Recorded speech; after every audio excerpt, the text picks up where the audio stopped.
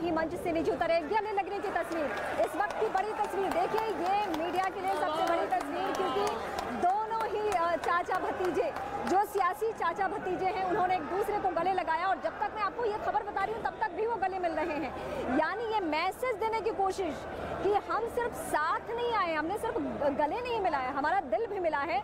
Media कर्मियों की कोशिश है कि वो बात करें, और वो कुछ कह भी रहे हैं। नीतीश कुमार इस वक्त कुछ कह रहे हैं, बयान दे रहे हैं, स्टेटमेंट दे रहे हैं, वो हम चाहते हैं कि दर्शक हमारे सुने भी। तो इस वक्त सीएम नीतीश कुमार मीडिया कर्मियों से बातचीत करते हुए, फिलहाल उनकी तस्वीर इस वक्त हम आपको दिखा रहे हैं। उनके ठीक बगल में खड़े हैं तेजस्वी, और तेजस्वी जो कि डिप्टी सीएम के तौर पे शपथ ले चुके हैं। बिहार में सब कुछ बदल चुका है, लेकिन इस बदले हुए माहौल में क्या ये सरकार स्थिर चलेगी? सवाल सिर्फ नीतीश कुमार को लेकर नहीं, सवाल सिर्फ तेजस्वी यादव को लेकर नहीं, उस विपक्षी बीजेपी को लेकर है कि क्या सब कुछ यहाँ पे स्मूथ होने वाला है।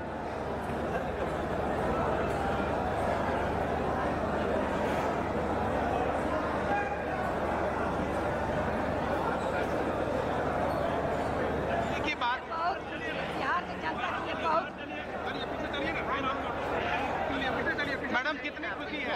बहुत खुश है। चलिए पीछे चलिए, पीछे चलिए। एक सेकंड बात तो करने दो यार।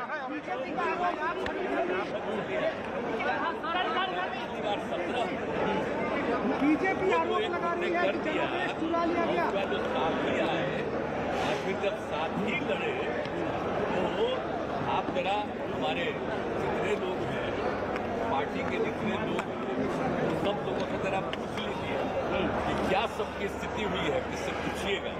लेकिन फिर भी हम तो चाहते नहीं थे बनना, हम तो चुनाव के बाद नहीं बनना चाहते थे, लेकिन उस पर पूरा चारों तरफ से करके दबाव कि नहीं आप संभालिए, हम कर लिए। लेकिन बाद के दिनों में जो कुछ भी हो रहा था आप देख रहे थे, चारों तरफ से करके दबाव कि नहीं आप संभालिए, हम कर लिए। लेकिन बाद के दिनों में जो कुछ भी हो रहा था आप देख रहे थे ना। और पिछले 1.5-2 महीने से हम किससे बात कर रहे हैं आप लोगों से, क्या क्या किया गया है। तो जो कुछ भी किया गया है मुझको ठीक नहीं लगता था, आप इसीलिए हम कह रहे हैं। तो अंत में हमारे पार्टी के लोगों में बहुत ज्यादा था, और उसके बाद उन लोगों ने जब बातचीत किया और सारे इन लोगों से पूरी बातचीत अंदरूनी हो गई और ये बात हुआ, तो कल ही हम लोगों का फैसला हो गया। अब हो गया, और देख लीजिए, आप सोच लीजिए, जो वापिस फिर वहीं चले गए, और जहां पर जब था, तो आप जरा सोचिए ना, हम लोगों का 15 में कितना सीट जीते थे, और जब इन्हीं लोगों के साथ चले गए तो क्या हुआ है, 20 में क्या स्थिति हुई थी, तब तो सब हो ही न गया। ये सब तो सब समय पर चलेगा। बीजेपी कह रही है कि यहाँ भी 2025 तक नहीं रहेंगे। अब हम रहेंगे कि नहीं रहेंगे, क्या रहेंगे, उनको जो मन में आता है बोले, लेकिन इतना जान लीजिए कि 2014 में अब नहीं रहेंगे।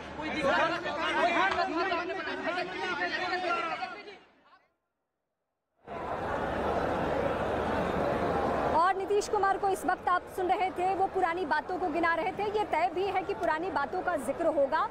नीतीश कुमार के मन में टीस सिर्फ अभी को लेकर नहीं है, यानी 2020 के बाद को लेकर नहीं है, बल्कि उससे पहले भी जो तलखियां बीजेपी के साथ रही, 2013 में 17 सालों की दोस्ती बीजेपी के साथ खत्म हुई थी। उसके बाद भी हमने देखा कि बीच में 2017 आते आते तक साथ हुआ है, लेकिन वो बात नहीं रही।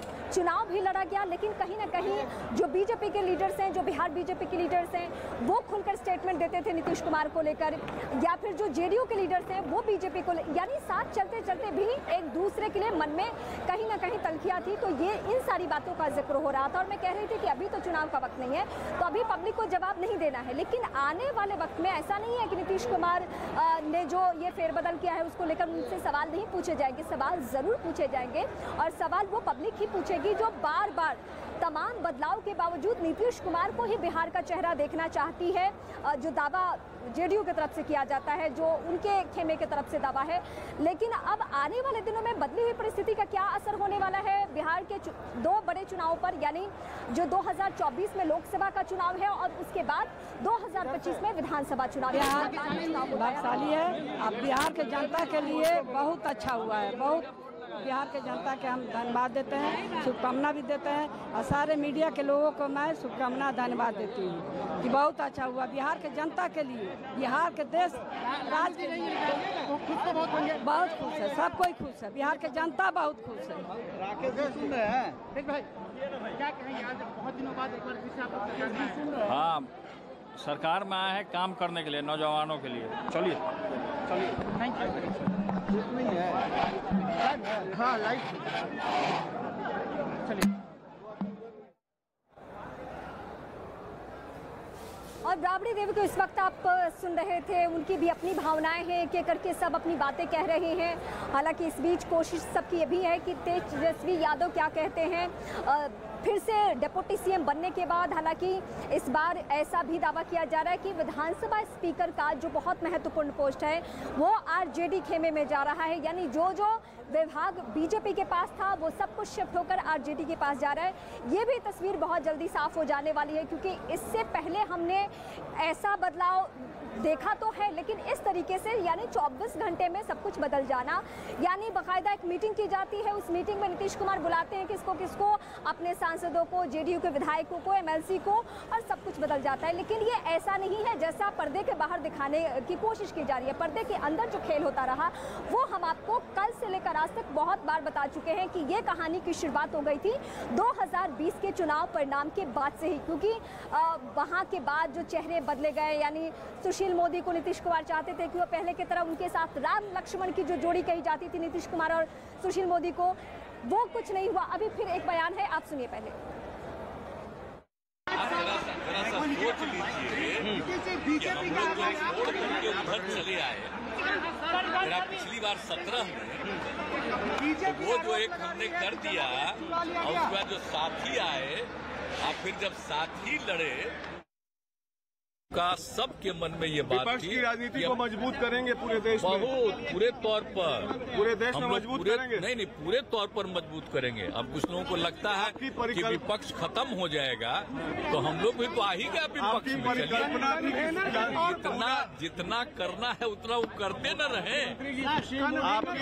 आपकी परिकल्पना था कि पुराना जनता पार्टी एक रहे, क्या आप चाहेंगे कि यूपीए के कन्वेनर के आगे सब कुछ करेंगे। अब आप सब दलों को एक करेंगे। आप तो जानते हैं पहले भी हम कोशिश प्रयास किया था, एक बार किया था, लेकिन आगे भी जरूर हम चाहेंगे कि सब लोग मिल करके अब पूरा का पूरा मजबूत हो और सब लोग आगे का सब कुछ करें। अब तो आने वाला है ना भाई, देखिए जिनको 14 में मिला अब 24 है ना फिर, तो इसलिए सब लोग एकजुट हो जाए। नीतीश जी आप क्या पूरे कन्वेनर की भूमिका में रहेंगे? पूरे देश मुख्यमंत्री जी अरे मदद भी कन्वेनर की भूमिका में रहेंगे। 14 वाले को 24 के आगे कुछ कामयाबी होगी। पूरे देश में घूमेंगे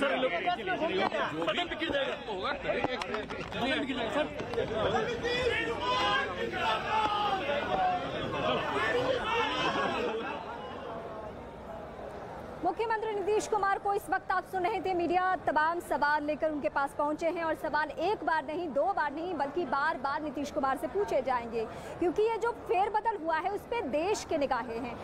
इससे आप ये कह सकते हैं कि नीतीश कुमार की छवि को कहीं ना कहीं नुकसान इसलिए भी पहुंचा है क्योंकि जिस नीतीश कुमार का मैं सबसे पहले जिक्र करी थी, यानी लालू प्रसाद की सत्ता 15 साल की खत्म करने के बाद जब चुनकर नीतीश कुमार आए थे तो पब्लिक की एक भावना अलग थी और उनका जो पहला कार्यकाल था उसमें उन्होंने एक एक अपनी छवि जो डेवलप की, पूरे देश में उन्हें सुशासन बाबू कहा जाने लगा। लेकिन उसके बाद जो कुर्सी का मोह शुरू हुआ, ऐसा जो राजनीति में दिलचस्पी रखते हैं वो भी कहते हैं, और जो विपक्षी खेमा है वो भी कहता है कि नीतीश कुमार का दूसरा नाम अगर सबसे फिट बैठ जेडी की नेता हैं वो बढ़ रही हैं और तेजस्वी यादव सामने अपने मां का आशीर्वाद ले रहे हैं। तेज प्रताप यादव साथ में मौजूद हैं और पूरा परिवार एक तरह से कहा जाए वो यहाँ पर पहुंचा हुआ है। तस्वीरों में भी आप साफ तौर पर देख सकते हैं। मैडम, बहुत खुशी का वक्त है अभी। बहुत खुशी की बात है, बिहार के जनता के लिए बहुत खुश है और बिहार के जनता के धन्यवाद देते हैं। जहाँ भी विपक्ष के खत्म करने के लिए लगा था बीजेपी, देश में आग लगाया, देश को लूट के बर्बाद कर दिया बीजेपी।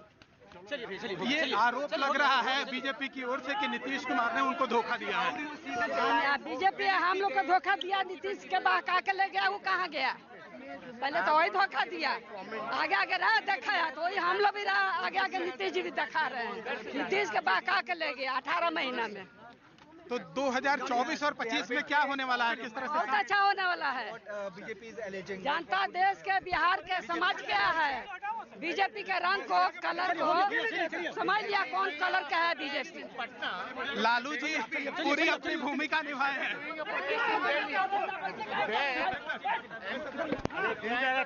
तो ये थे राबड़ी देवी जो साफ तौर पर ये कह रही हैं कि पहले बीजेपी ने नीतीश कुमार को धोखा दिया था और अब जब आगे चलेगा सरकार वो अच्छे से चलेगा। तेजस्वी यादव अपने पूरे परिवार के साथ धीरे धीरे आगे बढ़ रहे हैं। तस्वीरों में भी आप साफ तौर पर देख सकते हैं कि तेजस्वी यादव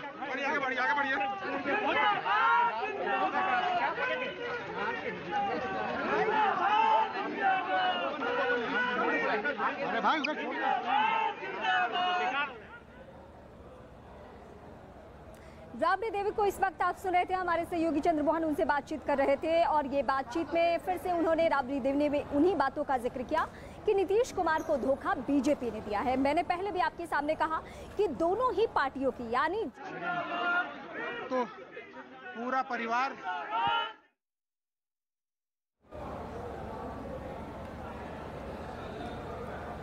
तो बड़ी बातें मैं आपके सामने पहले भी बता रही थी कि दोनों ही पार्टियों की अलग अलग दलीलें हैं, यानी बीजेपी की और जेडीयू की, जिनका हालिया अभी आप कह सकते हैं कि तलाक हुआ है, ब्रेकअप हुआ है। सियासी शब्दावली तो ये है नहीं, लेकिन फिलहाल अभी यही कहा जा रहा है। तो उन दोनों ही पार्टियों के अलग अलग आरोप है। नीतीश कुमार का ये कहना है कि 2020 में भी मुझे नुकसान पहुंचाने की कोशिश की गई। जिस तरीके से चिराग मॉडल का जिक्र आता है, चिराग पासवान की अपनी दलीलें हैं कि मैं अपना जनाधार बढ़ाने के लिए, लेकिन सवाल ये था कि उन्होंने वहीं अपने उम्मीदवार, अपने कैंडिडेट क्यों उतारे जहां पे जेडीयू के कैंडिडेट्स थे, क्योंकि एक भी ऐसा एग्जाम्पल नहीं है जो बीजेपी के उम्मीदवारों के सामने चिराग पासवान ने अपने कैंडिडेट दिए हो, या जितने भी बीजेपी से ऐसे चेहरे थे जिनको टिकट बीजेपी में नहीं मिला, वो सभी चिराग पासवान की पार्टी एलजेपी से जाकर चुनाव लड़ रहे थे। तो ये सारे ऐसे सवाल थे जिसने नीतीश कुमार के जहन में कहीं ना कहीं बीजेपी के लिए शक बढ़ाया, और वो शक बढ़ते बढ़ते 2022 आते आते, यानी तकरीबन 2 साल से ज्यादा वक्त गुजर चुका है, आते आते ऐसा हुआ कि ये संबंध तोड़ना पड़ा, ये सियासी ताल्लुक जो है उसको खत्म करना पड़ा, और नीतीश कुमार ने ये किया भी।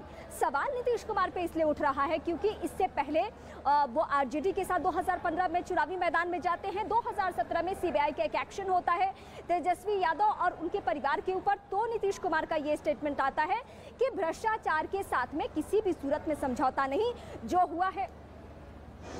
आज तक और इंडिया टीवी को पछाड़ न्यूज़ 18 इंडिया बना भारत का नंबर 1 न्यूज चैनल। देखते रहिए न्यूज़। स्ट्रैटेजी का पता चला था जिसमें अमेरिका से मिलने वाली मदद सबसे अहम रणनीति थी। पेलोसी की ताइवान यात्रा के बाद तो ये पक्का हो चुका है कि चीन के हमले का जवाब अमेरिका और ताइवान मिलकर देंगे। यही नहीं, ताइवान के साथ औपचारिक राजनयिक संबंध रखने वाले छोटे से करीबियाई देश Saint Vincent and the Grenadines ने भी उसका साथ दिया है। पेलोसी की यात्रा के कुछ दिन बाद ही Saint Vincent and the Grenadines के पीएम रॉल्फ गोंजाल्विस 6 दिन के लिए ताइवान पहुंच गए। पीएम के तौर पर 11वीं बार ताइवान पहुंचे गोंजाल्विस ने 2 टूक कहा कि वो ताइवान की सुरक्षा के लिए आए हैं। यानी छोटा सा Saint Vincent and the Grenadines हो या बड़ा सा अमेरिका, ताइवान के दोनों दोस्त चीन के खिलाफ उसके साथ हैं। यानी अगर चीन ने ताइवान को कमजोर समझा तो ये उसकी गलती हो सकती है। क्योंकि ताइवान का साथ देने के लिए अमेरिका के कई बड़े युद्धपोत साउथ चाइना सी पहुंच चुके हैं, जिनमें परमाणु शक्ति से चलने वाला यूएसएस रोनाल्ड रेगन भी शामिल है। चीन को जवाब देने के लिए अमेरिका के B-2 बॉम्बर विमान भी ऑस्ट्रेलिया में अलर्ट हैं। इसके अलावा ताइवान के छोटे छोटे युद्धपोत, मिसाइलें और लड़ाकू विमान भी चीन को चित करने के लिए तैयार हैं। मतलब अगर चीन ने अपने 20 लाख सैनिक मैदान में उतार भी दिए और पूरी ताकत से ताइवान से लड़ा तो भी जीत तय नहीं है, क्योंकि ताइवान के साथ अमेरिका और चीन की चालबाजियों से परेशान कई छोटे छोटे देश हैं जो चीन को जीत का स्वाद चखने से रोक सकते हैं। उधर खबर है कि ताइवान के मुद्दे पर अमेरिका से खुलकर दुश्मनी ले रहे चीनी राष्ट्रपति शी जिनपिंग पुतिन के नक्शे कदम पर आगे बढ़ रहे हैं। माना जा रहा है कि जिस तरह रूस ने यूक्रेन पर हमला किया, उसी तरह चीन कभी भी ताइवान पर अटैक कर सकता है। और इसी बीच चीन के फुजियान प्रांत से ऐसी तस्वीर सामने आई जिसने इस बात को और पुख्ता कर दिया। इंटरनेट पर वायरल हो रही इस तस्वीर में चीनी सेना की गाड़ी दिखी जिस पर Z निशान नजर आया। वही Z निशान जिसे यूक्रेन जंग की शुरुआत से ही पुतिन की सेना ने अपने टैंकों, ट्रकों और बख्तरबंद गाड़ियों पर इस्तेमाल करना शुरू कर दिया था। और जैसे जैसे ये जंग आगे बढ़ी, Z निशान रूस के यूक्रेन पर हमले का प्रतीक बन गया। वहीं चीन के शहर से इस तस्वीर के सामने आते ही इस बात के कयास लगने शुरू हो गए कि शी जिनपिंग ने पुतिन की राह पर कदम बढ़ा दिए हैं।